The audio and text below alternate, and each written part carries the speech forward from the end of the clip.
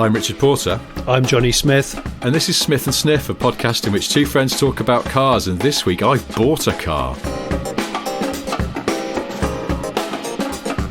I'm wearing a Levi's sheepskin-lined jacket, the sort of jacket you can imagine Bruce Springsteen wearing, walking along the side of a road thumbing a lift in the early 80s. You know the jacket, don't you? But he's in a cold state. Yes. He's in a very cold state. Yes. New Jersey, Michigan, that kind of thing. Bad weather. I watched that Jeep advert that Springsteen did for the Super Bowl a couple of weeks ago, whatever it was. And have you seen it? Mm-mm. It's been withdrawn now because then he got a drink driving conviction. Well, it all seems a bit dodgy, actually. What? Bruce Springsteen got done for drink? Heard about any of this? No. Well, where have I been? Well, at home, obviously. I don't know.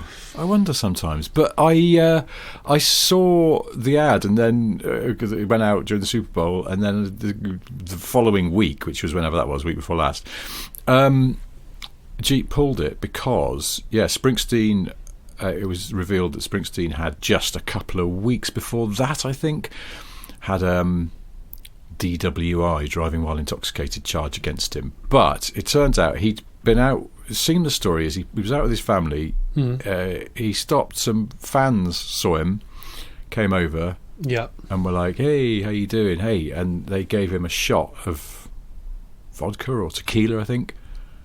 And, while he was sitting in his car?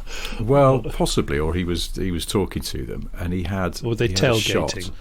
He was under the drink drive limit, but the cops still booked him. Interesting. It seems like the police don't like Bruce Springsteen very much because he's done a song about police brutality or something a few years ago.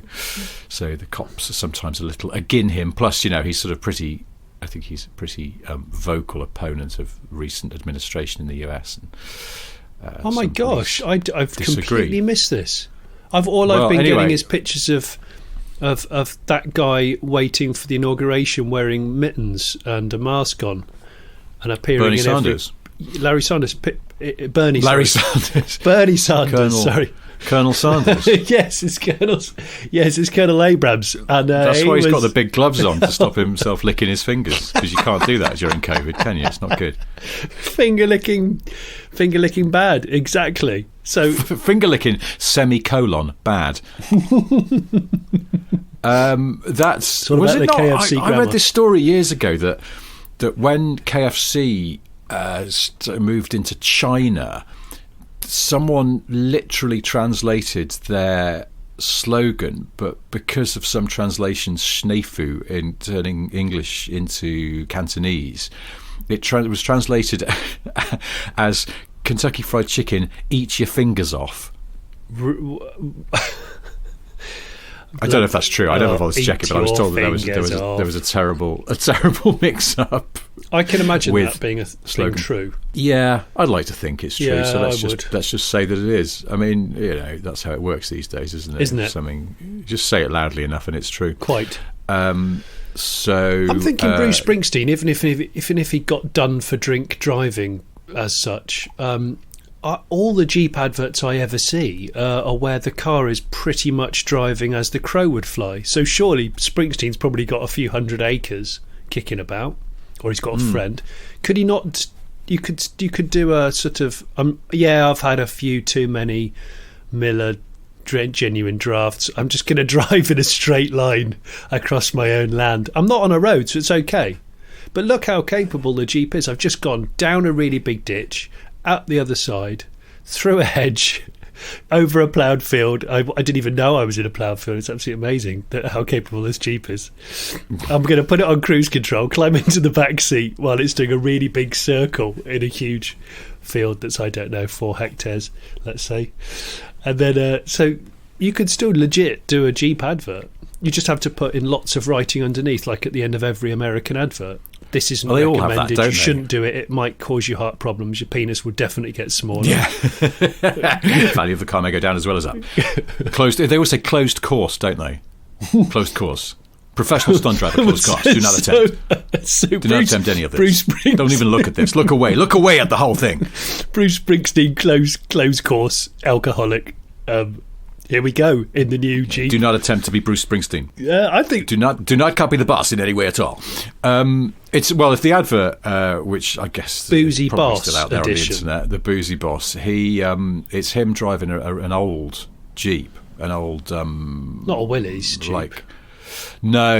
Like a 70s one. Would it be a CJ? Yes, it would. You're absolutely right. Driving one of those, and it's obviously in a very cold place in the US. I don't know, maybe it's New Jersey where Bruce doesn't do hot climate America.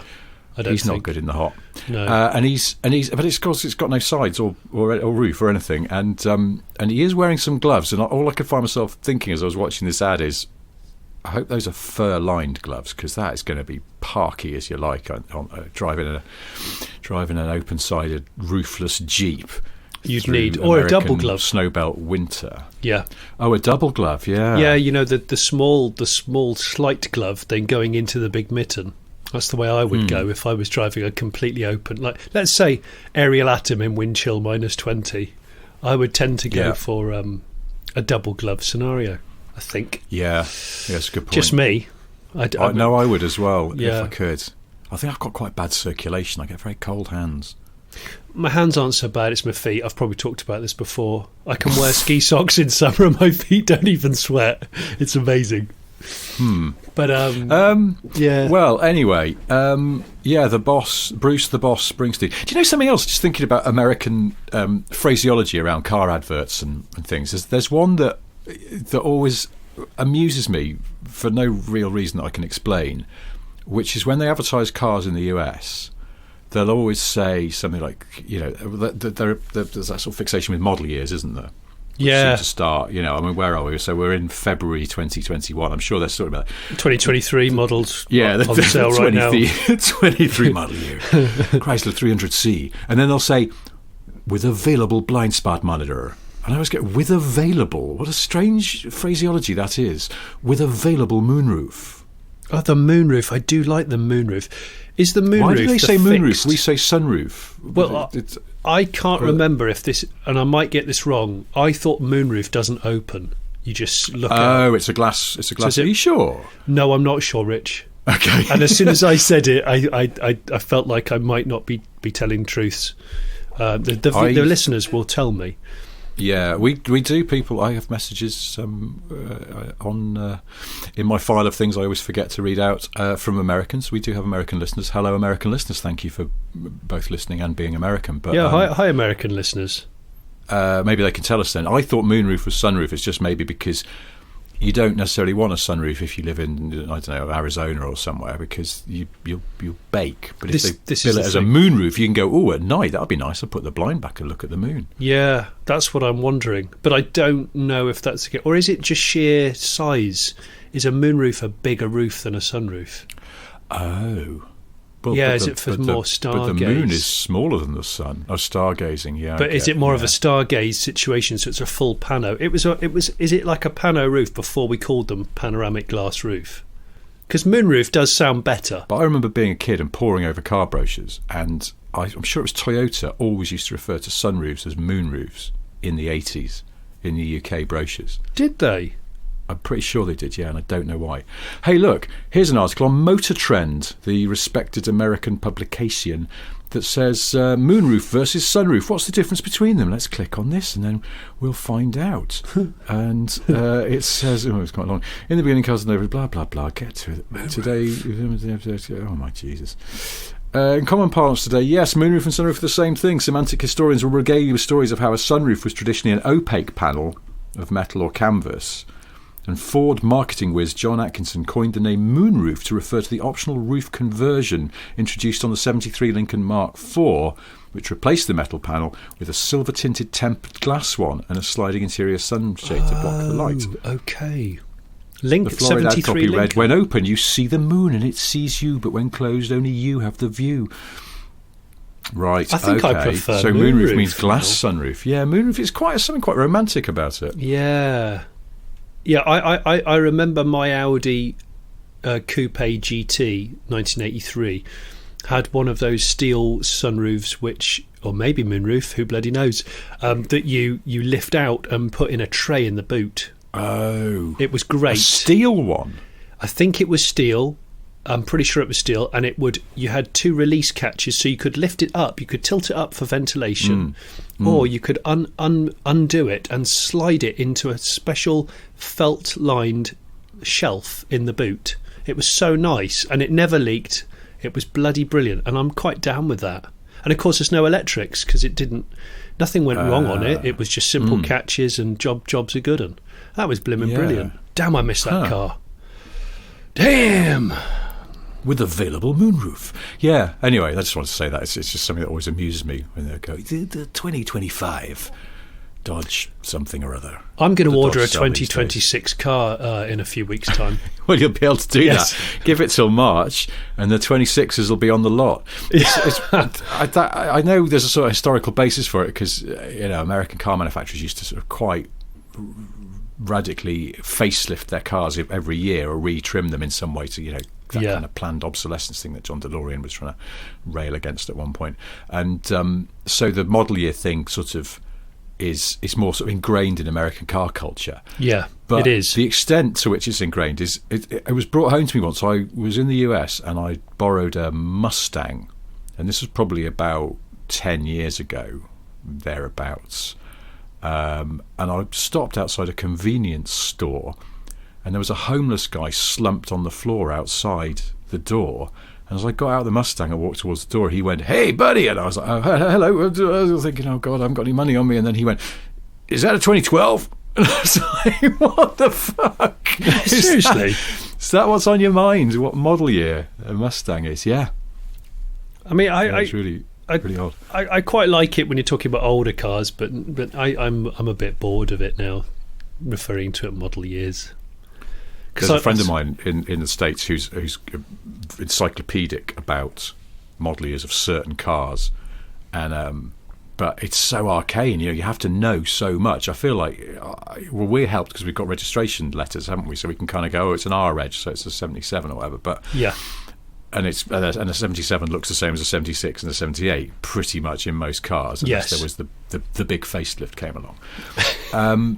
But yeah, my make it sound like a storm in the US. The he's big like facelift. Yeah, the big face. Oh, it's coming. But yeah, my mate Aaron in the US, he sort of go, "Oh, what's that?" And he'll go, "Oh, that's a Dodge Polaris. That's a 66 because you see." The front indicators have been moved down into the fenders, and actually the 65. And and it's like his brain has to be so much more sort of stocked with facts to know all this stuff because they change the cars so much every year. I quite like that. I know quite a lot about American cars of a certain type. Each year derivative, the Chevy Impala being one, probably the Charger as well. But that's only because I researched them to the ends of the earth before I bought one. Yeah, and there are the Americans have always been the kings of sort of keeping the underpinnings pretty much the same and just cladding it differently, and then therefore it's a totally different car. Yeah, so I kind of like that. So one of the great ones of that, because it's that sort of, they used to really get the most out of the underparts, didn't they? The chassis and the engine on an American car from the 50s through to certainly the 70s. Yeah. Probably the same throughout many different iterations of body shell on top. Oh, yeah, yeah. And one of my favourites was the Lincoln Continental Mark series, the big coupes, the full-size coupes.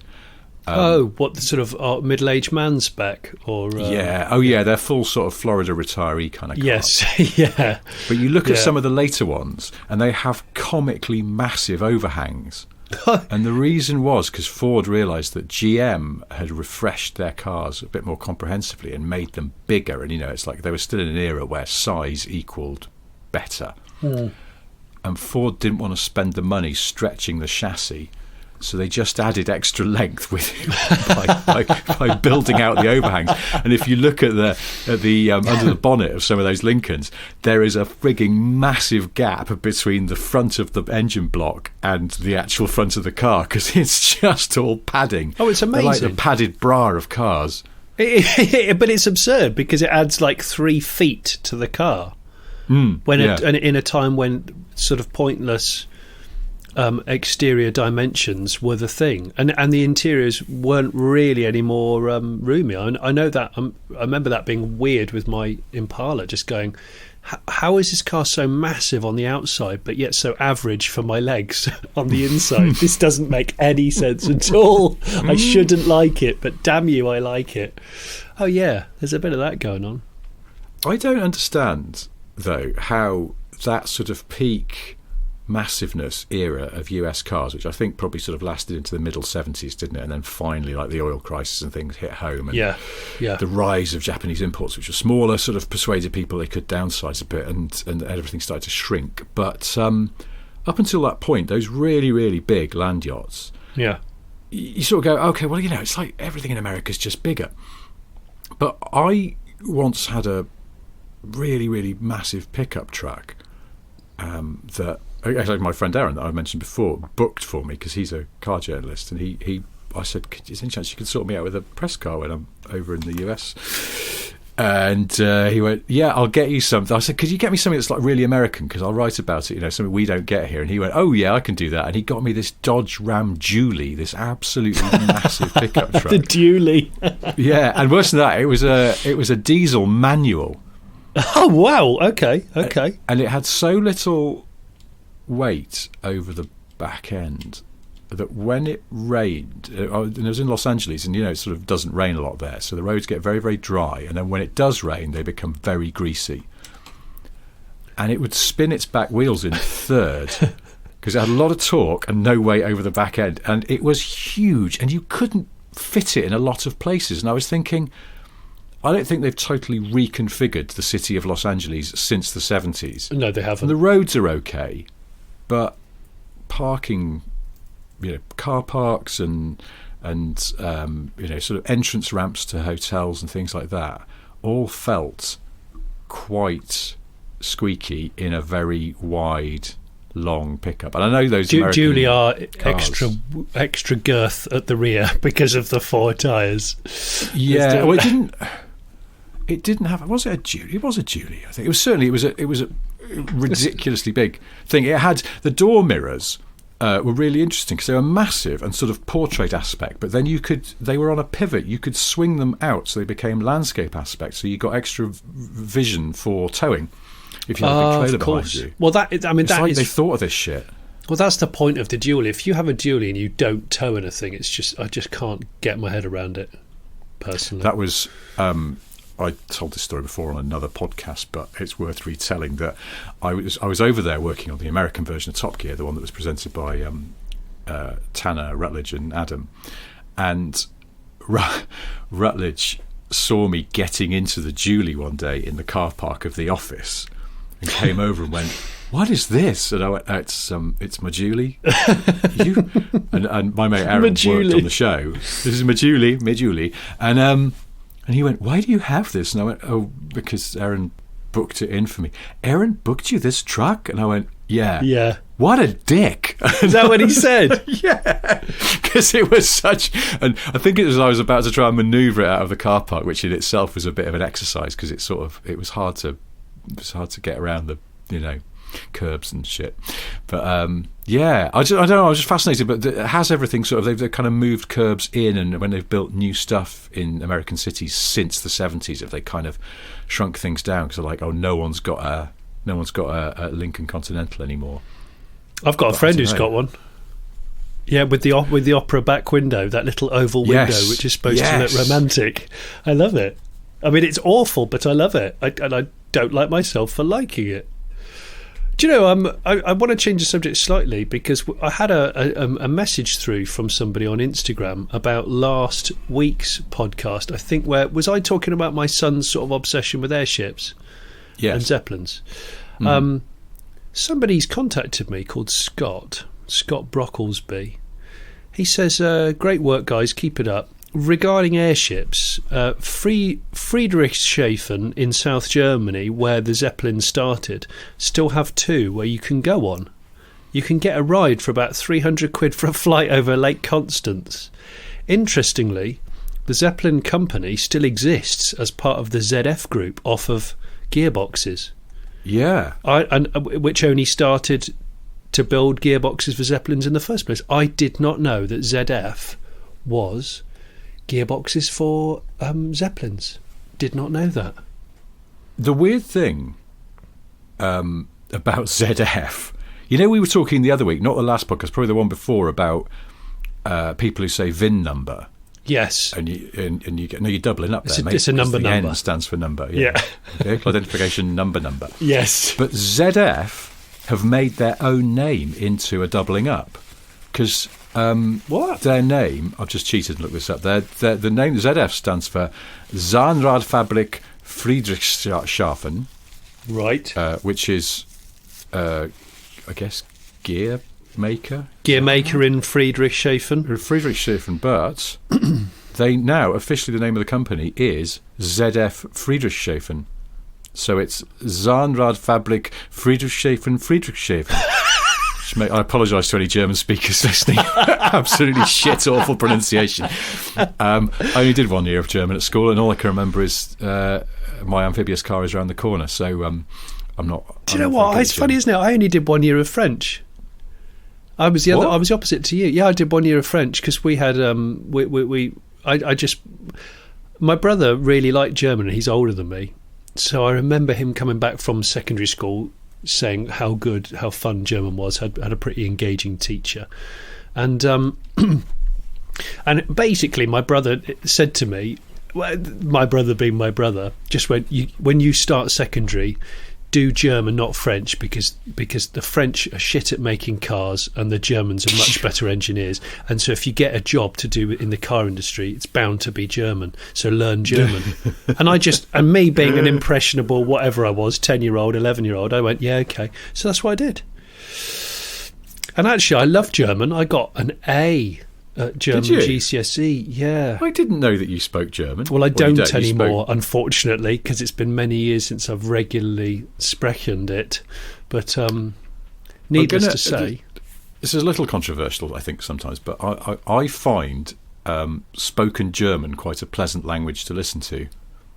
It's fast. I like the preciseness of it. Yeah, it's quick, but it's precise. It's got a sort of crispness to it that I enjoy. I'm with you on that. I think French is definitely more romantic, and that's been said many times. But I think the precision French and of Italian, they German. get all, and maybe a bit of Spanish, they get all the kind of so flowing and romantic and stuff like that. We go, do you know what? Sometimes I just like some spoken German. Yeah, can't understand what's being said, but it sounds to me like it has an appealing sound all the same. Yeah, I know exactly what you mean. Do you know, we were talking about, it's funny what nostalgia does. Last podcast talking about Kenwood and Technics bomber jackets, from the 90s. And so a listener has actually, it's really nice actually, a guy called Stephen, I think. He said, "Hi guys from Utah, USA. I've just found a Technics jacket on eBay USA, and he's given me the link. I'm just having a look now. It's $75, but shitting hell, this isn't 90s. Hang on. Wow, I think I'm going to forward it to you, Rich. This is very early 80s. It's got an embroidered waistband that's sort of rainbow fabric." So it's a black jacket with like an embroidered, no, not rainbow, like a horizon. So 3 different shades of sort of orange, yellow, red. Wow. I actually think that's so bad. I might put a cheeky bid on that. Yeah, it's so bad. I'll send it to you. You can look at that when you're on the toilet later. Yeah, so I might. Well, now hang on a minute. Before we move off airships, after we talk to them, someone I think in the YouTube comments pointed out that there is an airship still, or there was an airship more recently flying out of Cardington in Bedfordshire, and it was that Airlander 10. You remember that? I do. When was that? How many years ago? Here's the thing. This listener said it's actually crashed, but it had a sort of really feeble, low-speed accident, which I think was in 2016. And this all came back to me because you might not remember you were this. Driving it. Yes. Well, no, I was driving up the A1 rather, to meet you at our spiritual home, Baldock Services, to film a Smith & Sniff video. Yeah. And I saw it in the sky, and I remember it was a beautiful day. I can't remember what car we were going to film, but it was a beautiful, clear blue sky, and I looked across from the A1, across the fields. I could see this, and it's got a sort of bum face, that Airlander airship. And I was like, oh, look, there's that bum-faced airship. And then later that day, I told you about it, went to look up a photo of it on my phone, and there was the news that it had crashed that very day. So, weirdly, on the way to meet you, I saw that airship just before it had a very low speed and pathetic crash. Anyway, listen, if you're anyway, oh gosh, I've forgotten the name. What are the people who are they don't walk under ladders and stuff? Superstitious? Yeah, if you're in any way superstitious, obviously it's the same as magpies. If you see one, terrible luck, bad things will happen to you. If you see one airship having a minor accident, awful luck. If you see two having catastrophic accident in the same day, you're absolutely fine. It's absolutely fine. You'll be just fine. Okay, it's good to get these rules in place, isn't it? I'm just looking at that Technics jacket. Probably thought that is incredible. Isn't that Technics jacket? Isn't it really good? Joseph, that's remarkable. I quite like it. Do you like the embroidery on it? I like the way that it's not just a Technics jacket, but it has underneath the Technics name, it says the science of sound. Do you think that buying a jacket like that and perhaps really aggressively driving an E36 BMW would just be one of the most fun you could have in the last 5 years? Probably. I'm talking open diff, closed supermarket car park on a slightly drizzly day, massively overcooking it around those big lights, those huge lights. I can imagine it. You'd be outside, egging me on. I'd have the jacket on. You'd have something else on. Oh, it could just work so well. We pretend it was pre-internet days. I've got some bad news. I've just looked at this eBay listing for the Technics jacket, and it says in red letters, so it's important, does not ship to United Kingdom. Bastards. We've got friends in the States, Rich. Both That's of us. True. Yeah, so if I said, listen, not being funny, but can I get a Technics jacket posted to you, please? The description is actually quite good as well. It says, has some spotting on the front, but very nice for its age. Fits tight medium to large, as they were made back then as a bomber-style jacket. Colours are vibrant. I'm going to buy it. I shouldn't be buying it. I've just been selling quite a lot of stuff because we're going to be moving out of our house in about 2 months' time. And I'm at that dangerous point in my life where I'm searching for a caravan to either borrow, rent, or buy. So it's I'm wondering, is there PCP on static caravans? I bet there is. And is there a listener out there who might better help me navigate this incredibly complicated world of static caravans? I'm looking for one that... Is it complicated? Yes. Is it? It is, yeah. Why? Well, the orientations of the bathroom and the cladding. And the transportability of them. They don't like being transported, static caravans. You can spend more in transport than you can on buying the bastard things. They don't like being transported? No, because they're not really that portable. Which is why they're called static caravans, I suppose. Yeah, hang on a minute. How are you going to... Well, I've got to knock put a it fence in your back down. Garden? Yeah, I've got to take a whole fence down and then hopefully should get permission from the farmer to reverse it in through the field at the back, as long as the ground is dry. It should be all right. thought about, rather than one big static caravan, a small village of normal caravans. It's a cheaper method, certainly. So you have like your living room caravan and your bedroom caravan, and the kids have a bedroom caravan, and then you could, if you're feeling lavish, you could have a like a dining room caravan and a separate. I have actually thought. Caravan. Yeah, I have. We're going to go probably, and again, if there's any listeners who could help me on this, I think I'm going to go static for everybody to live in, but I'm going to go either insulated shipping container next to it or insulated lorry back for pretty much like our day-to-day clothes and stuff that doesn't quite fit in the caravan that we can have quick access to. Why don't you just buy an old lorry? Well, those big horse lorries, the really big ones where racehorses are driven all over the place. I'm wondering whether one of those would be a good thing, or even just go full on old school crusty and go mobile library with the chimney on the back. Yes, I could do that. See, we've brainstormed it and we've come to the ideal conclusion. You just need an old mobile library and do full levelers spec. It would be levelers, wouldn't it? It would be smoking lollies. A lot more music with fiddles in it, but otherwise it'd be quite good. Nice. I can't stand music with fiddles in it. It really pisses me off. It does. Every time I hear an old Rod Stewart track with a bloody mandolin in it, it really annoys me. Oh, hang on. No, dude. That's a bit unfair. Well, it's annoying. What about Ooh La La? That's a great song. Do you like any levelers? I secretly do, yeah, because it reminds me of being a student. It reminds me of the first year of university, so it's quite an exciting time of life. And so, I was going out with a girl who was really into the levelers, so I was sort of forced to listen to it, and I kind of pretended I didn't like it at the time, but I have listened to a levelers album in the last 5 years in a sort of fit of nostalgia. I don't mind it. I'll put it that way. There was a uniform to people who liked the levelers at school, from memory. Start with the DMs. Yes, finish with the German surplus army coat. Yeah. Usually a band T-shirt, which was either levelers, as mentioned, or sometimes the Wonder stuff, I think. Yes. I think Nirvana. the main sort of the driving principle behind dressing in that sort of style, following that kind of fitting with that kind of tribe, if you like.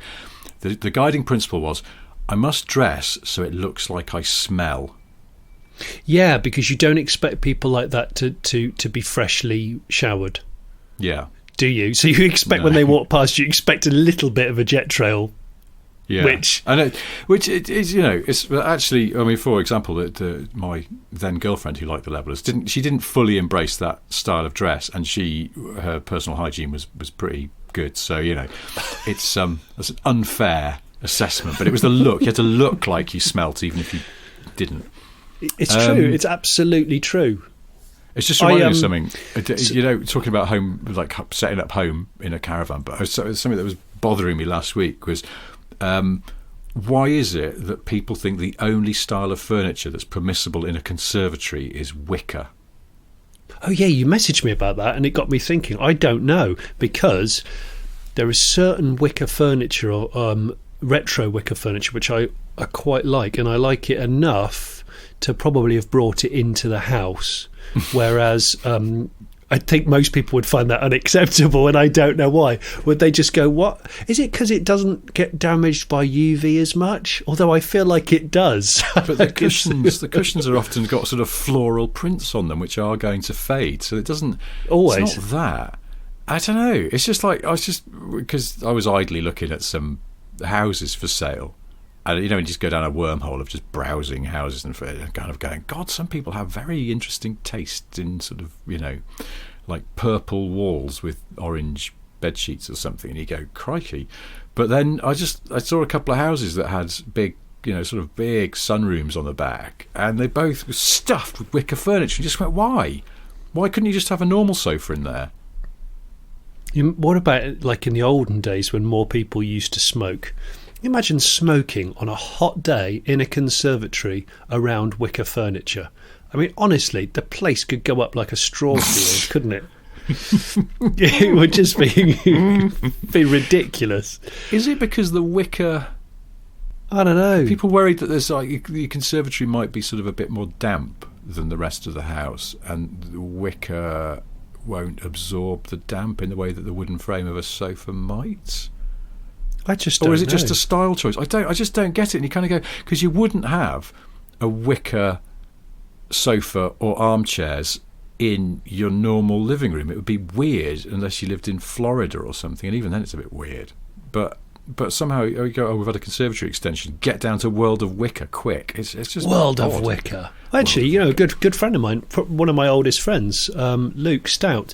He he runs a big business that was built on wicker furniture. I've just, what on earth haven't I asked him? Hey, I should ask him if anybody. He hasn't paid me to say this, but there's a really, really nice company called the Old Creamery down in Yeovil in Somerset. Look them up. They sell good quality furniture, but they also sell non-wicker furniture these days, because I think wicker was big in the sort of early mid 80s when they started. Yeah. Oh god, yeah. Maybe Luke's a good lad. Used to drive a Citroen ZX Vulcane. Wicker might have crept into the rest of the house. Oh, Wicker the house. I don't know. I think Wicker in the 80s, maybe Wicker crept into the rest of the house, didn't it? Or maybe just... It might have crept in. It's so noisy. It's the noise when you sit on a bit of wicker furniture, that creaky noise, sort of brittle creaking sound that I don't find very pleasant. Well, what's that? There's a wicker, that Fiat that had wicker seats in it, that was a derivative of the Fiat 600 or the 500. Was it... bloody hell. Do you know the one I mean? No. It had a wicker interior, like as standard, and I think that it was like that on the basis that you drove to the beach and you could get in it like when you'd just gone for a lovely bathe in the sea, or you'd gone for a swim in Lake Como or something. That's that's that kind of. I suppose that's. I'm wondering, is that the origins of wicker interior in a conservatory, where you jump in a swimming pool, you get back out, and you just lie on the wicker? Why the living shit are we talking about this? I don't know. I feel like we've said the word wicker so many times it's become meaningless. We should probably move on to something. Well, else. It's called a Fiat Jolly. I think it's called a Fiat. Oh, those beach cars with no sides, with no doors. Yeah, they cut down. They've got. Yeah. They were based on the 500. The Fiat Jolly has wicker seats as standard. Yeah. Okay. Yes. Oh, I thought you meant like a proper car. Those are sort of weird. Yes. Like it is a like proper sort car. of beach resort. Yeah, but you know what I mean. They're kind of. They're not, because you wouldn't have one if you lived in Runcorn. But if you lived on the Italian lakes or in Cap Ferrat, you might justifiably have one because it's nice. Widnes, it would be great. Yeah. Talking of furniture, so I've just been in this house nearly 8 years, so I'll be knocking it down, obviously, hopefully, soon. And I've been storing in the garage for all of this 8 years since we moved out from our last place. You might remember I bought a Funfair waltzer and converted it to a sofa.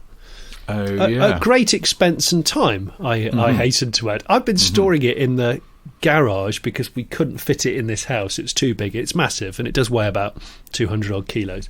I thought the agreement that when we build the new place, it'll go in pride of place, finally back in a house. It's all been beautifully upholstered. I had it all done, original paint. My wife told me last week, when I said, well, of course, I'm not going to sell the waltzer because I've been keeping it all this time so we can put it in the new house. She went, I don't know where you got that from. It's not coming in the new house. I went, it's taken a third of my garage up for the last 8 years. If this wasn't being saved to go in the new house, why didn't we sell it 7 years ago? I'm really pissed off. There's so many cars that couldn't fit in the garage because the waltzer's been at the end, and it's like, what? So there's been a huge amount of miscommunication here, and I don't want to sell it because it's really good, because it took me a long time to find one and convert it, and I don't really know what to do now, Rich. I'm in a sort of quandary. It's a really fantastic original 50s Maxwell waltzer on Biffa Skip wheels. Biffa skip. It is, the really big industrial ones that you can lock off, or I've got it on Biffa skip casters. Okay, coming up after this, we'll have some more from Biffa skip wheels.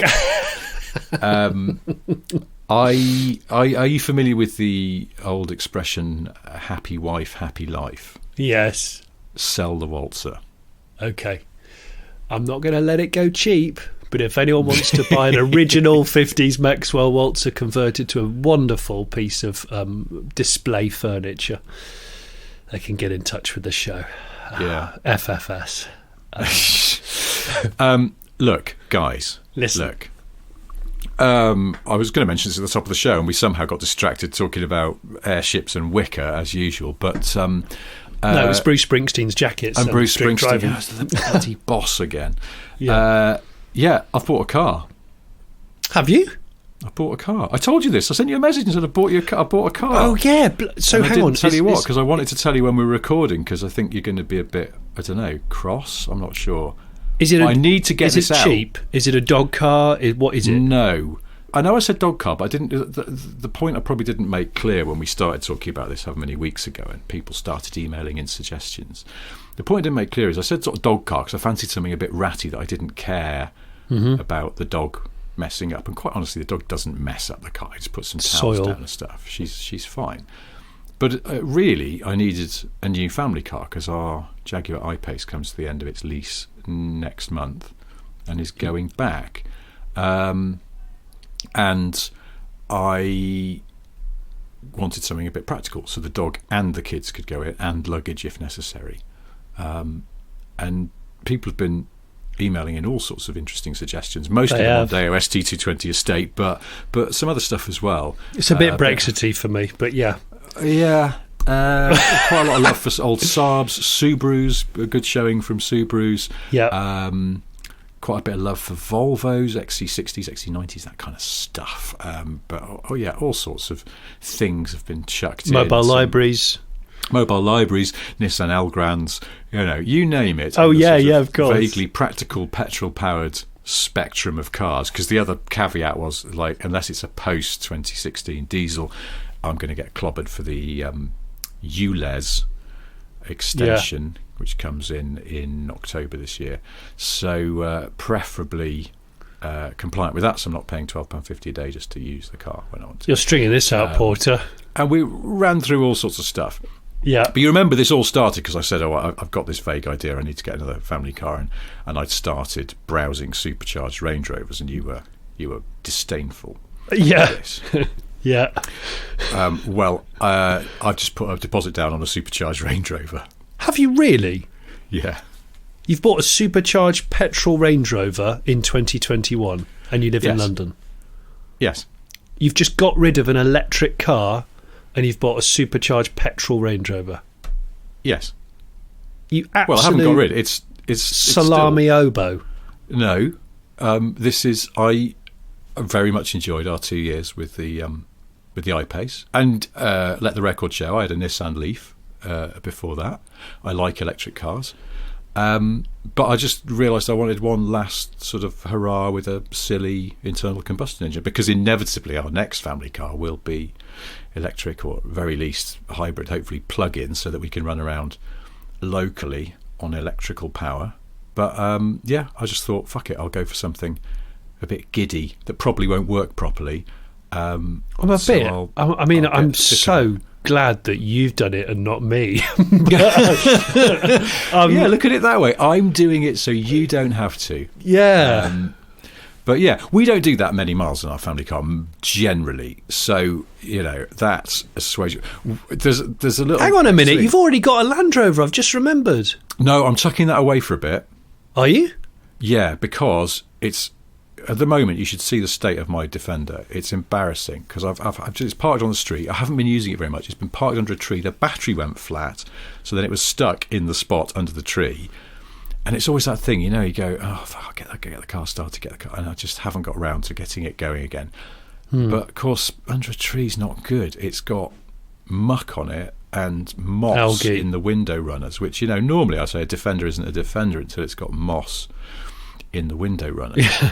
But the other week, was it 2 weeks ago, a Defender 90 Heritage like mine, albeit with fewer miles on it, went through collecting cars, the online auction thing. Mm-hmm. And it went for absolutely idiotic money. It was ridiculous. Because you see Defender Heritages at dealers with big price tags attached to them, and you go, well, all right, bully for you. You're having a go. You're hoping that someone's not paying attention, has got more money than sense, and they'll make you an offer on that. But you think that's not what people are actually paying. When somebody puts their hand in the air virtually on an auction site and actually appear to be prepared to pay quite a chunky amount of money for one of those cars, which, by the way, I think is frigging idiotic. I mean, I love my Defender, but it is, when all's said and done, a silly old-fashioned truck, and I don't think they're worth what people seem to be paying for them. And it's an interesting situation to be in, but I sort of thought, I can't just leave this on the street anymore, because now it's become super nickable, hasn't it? And they are nickable anyway. Yeah, they are. So it does deserve a little bit more worship.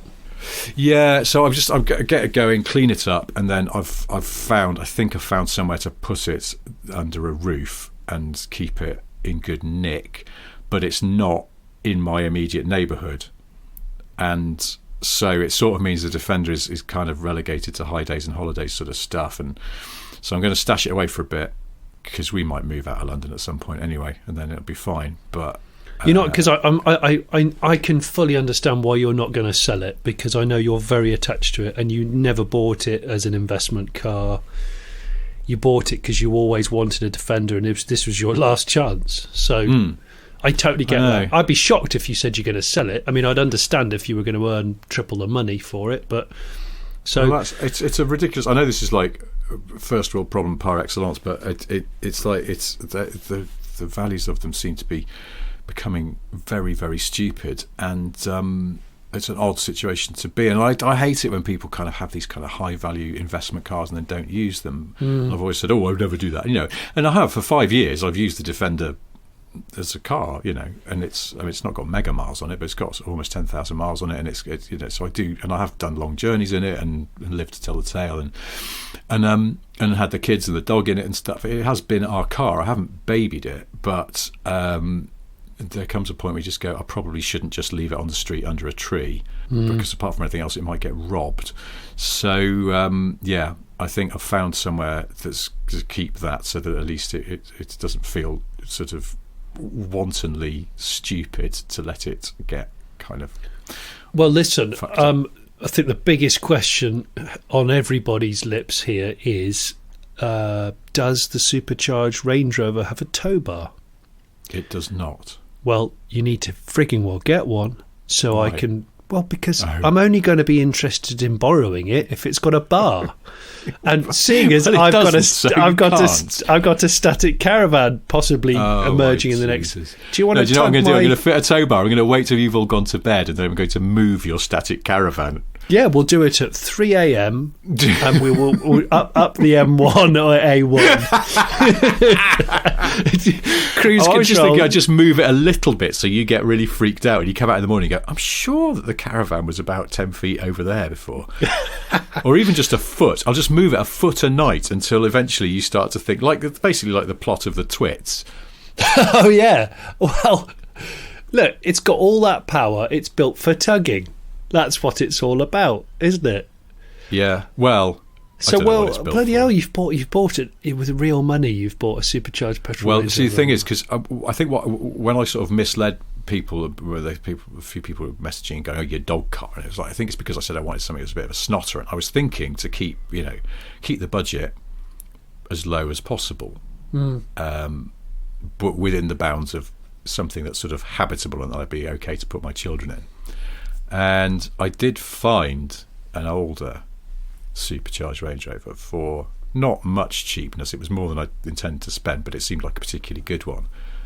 And the dealer was up north, and when I spoke to him, he was a bit weird about selling the car to me because I wasn't local. It was quite a strange conversation. Yeah, he was sort of like, basically, because it said on the website that they delivered. So I went, do you deliver then? Oh, yeah, we deliver, yeah. And I went, I'm actually down south. I think that's partly, because I'm from the north, I understand Northerners, because I am one. And I think sometimes when you mention that you live in the south, there's a certain type of Northerner, they immediately take a guinea and they think that you're a twat. And so I think he was already like, this fancy bastard ringing me up, asking about this car, wanting it to be delivered. And he just couldn't be asked. But you know what? I can't imagine, no offence to you, because you've just bought one, but I can't imagine a supercharged petrol Range Rover flying out the door as a second-hand vehicle at the moment when people You are wouldn't mostly... think so, would you? No. Like, not at all. I don't know. The car dealer who was just weirdly reluctant to sell me this older one told me that they hadn't been as busy as they are now for ages. He went, we're really actually run off our feet because we've got a skeleton staff and we've got loads of cars going out. And then the place where I found the car that I've put the deposit on said the same thing. He went, we're totally pulled out. We're going to need a bit of time to get the car ready because we're trying to process so many cars on a small staff. So I think people have got maybe money they would have spent on, I don't know, holiday and just I don't know, travelling to work and food at work and things that actually maybe a few people have got a few more quid in their back pocket. If you've still got a job and you're still earning what you earned pre-COVID, maybe you've actually got a bit more disposable income. But now the real boredom's set in and people are just trying to cheer themselves up by buying expensive things. I'm buying really, because I'll be honest, that's kind of what I was doing. I was going to say, you've done that. I'm fucking bored of COVID. I'm so bored of having to be in and not being able to see friends and not go and do stuff and all of that we once took for granted and now we can't do. And I just thought, it was one of my arguments to my wife about it. I was like, look, just for a bit of fun, because fuck it, why not? Let's get a slightly flashy, needless car and just enjoy it for a bit and then we can always move on. But this is when, I mean, I know your missus lived in the UK for years and years now, but is this when you go, it's actually not that big, it's classed as a medium-sized car in the States? Yeah. A full-size Range Rover. Have you ever seen, because this is a L322, if you're a Range Rover nerd, Jingle. So a third-generation Range Rover. If you ever see those in the US, in traffic amongst a Lincoln Navigator or a Ford Expedition or anything like that, or an Escalade. They're medium. They look tiny. They look like a Fiat Uno in context. It's just it's bizarre how small they look in the US, but obviously they're not small. Well, I'm thinking this, Rich, when it either all falls apart or you can't afford to feed it anymore, we will rip the engine and box out of it and we can EV it for London-centric luxury. I know, lovely, sweet. And we'll put the engine in something that I will find, something hopefully more appropriate. How about that? Like a Hyundai Sonata, for example. So you're saying when I can't afford to put petrol in it anymore, I should spend tens of thousands of pounds completely rebuilding it? Okay. Yes. Yeah. We'll hang on. see. So you've still got the 911. You're still going to keep the Defender. Yeah. So there's a bit of a reconfiguration going on. The Defender will be sort of put away for best. Hibernation a bit. Bit of hibernation. Yes, we still have a 911, and yeah, we'll get this Range. I mean, I haven't seen this bloody car. I bought it on the basis of some photographs because of the world we live in at the moment. And I put a deposit down for the guy to hold it until I can figure out how to actually get it. Bloody hell. On the basis that if I turn up and it is not actually as nice as it looks or sounds on paper, that I could still bail. But it's a later one. This is why it spiraled out of control. The budget kind of crept up and I saw this one for sale and it was like, it's a late model with the 5 litre V8 in it. So the more modern engine. Yeah. And, perfect for various Mark other 10 accoutrements. Jag. Mark 10 Jag, yeah. That's what I would put that engine in. I think you'd be better off mod with the earlier, like the 4 litre or the 4.2 supercharged V8 from an XJR, because I think that 5 litre is a sort of next generation engine. I bet it's a much more electrical engine, in as much as it's probably got more advanced ECUs that are talking to other things, that it will have a bit of a duck fit if you try and put it in a Jaguar Mark 10. It'll freak out because you can't see the body controller that looks after the central locking or something, but an older one would be much more of a self-contained unit. I don't know. I could be wrong. There are people we know who probably know this and who are listening. There's the listeners are just they're either rubbing their hands in glee or they can't wait to hear the trials and tribulations of buying a Range Rover blind. Isn't that called prick and collect? It is, yeah. I think it is, isn't it? Where you order something quite complicated and expensive without looking at it. Yeah. I think in this case it might be called click and regret, but I'll click and regret. I kind of want to go and get it rather than have it delivered, because I want to be able to go to where it's for sale and sort of go have a look at it, and then well, hang on a minute. If this is classed as work, why don't I put a mask on and white gloves? I'll come and pick you up in the JDM taxi. And I will take you. I'll put a visor on, and I'll take you to collect your Range Rover. I haven't told you where it is. No, you haven't. Is it in Orkney? Where is it? Aberdeen. No, it's in Lancashire, so it's a bit of a distance away. Well, listen, if you want a lift, I've got a cab, and it's really comfortable. I won't even. Do you know what? I won't even charge you the fuel. I won't even charge you the fuel. Really? Well, the LPG. I won't even charge you the LPG. Anyway, I've got to figure this one out, because I'm waiting to see what if there's revised COVID rules and all that malarkey. But are you going to have a family crest painted on the door in small gold leaf? Please one of those silver statues of a horse put midway up the bonnet. But make sure it's got a really prominent penis dangling out from underneath it, so get it cast especially. Of course. Yeah. I don't know. I don't think I can go and get it for a couple of weeks at least, for various reasons, which is fine. The guy's going to hold it for me, but because he's got some of my money, so he has to. But battery will be flat by the time you go and get it, so it'll be absolutely fine. Yeah. So this is a sort of a developing story, but I have put a deposit down, so technically I have sort of bought it. I'm in the process of buying it. Get a bar on it. Get a bar on it. Get a bar on it. Bar on it? What bar? Tow bar. Oh no. I hate tow bars. Car with a bar. It's got to be done. A car like that tows 3.5 has to always be ready to tow 3.5. In other words, listen, it will be a removable bar, a covert bar, but you've got to put a bar on it. I've got a bar on the chimney, and it basically all it can pull is one sheep. That's about it. Whereas you could possibly pull about 40 sheep. Come on. Get a bar on it. I am not putting a tow bar on it. Put a fucking bar on it. I'm not. Put a bar on it. The more you say it, the less likely it is. I'm not. Oh, are you one of those, are you? You're one of those, you're not going to bow to the pressure, you'll go the opposite way. No, why would I want a fucking tow bar on a beautiful late model? It's because Range Rover? Because it's the ability, it's the choice and the ability to do it and to carry out the task. To tow what? I don't have anything to tow. But you've got mates that might want to tow stuff. Hi, no, Rich. I don't. I'm here. I don't. No, I refuse to be friends with anyone who tows stuff. So it's a bit of a rule of mine. Anyway, but putting a bar on our Chrysler 300 was the best thing I ever did. Brilliant. Oh man, a removable dog stick was brilliant. They do though. They call it a swan neck, but you go, that's not a swan neck. It's a stunt cock made of metal. Cock. Yeah, it's. Yes. Well, look, we should wrap this up. I was supposed to talk about the McLaren Artura, and we're talking about... Fucking hell. And there's a new Nissan Qashqai came out last week as well. There's actually some new cars, but we've run out of time. Okay. We'll talk about them next week. We'll do a kind of car news roundup and try and sound like a proper car podcast. But in the meantime, let's bring this into land. I have 3 things to tell you. 1, Jonny has a solo YouTube channel called The Late Break Show, upon which there are many excellent videos with him doing various different things with cars, including digging them out of garages and stuff like that. We've got a world exclusive this week. Which is what? Driving the brand new old Ford Escort. Oh, yes. Made in Wales.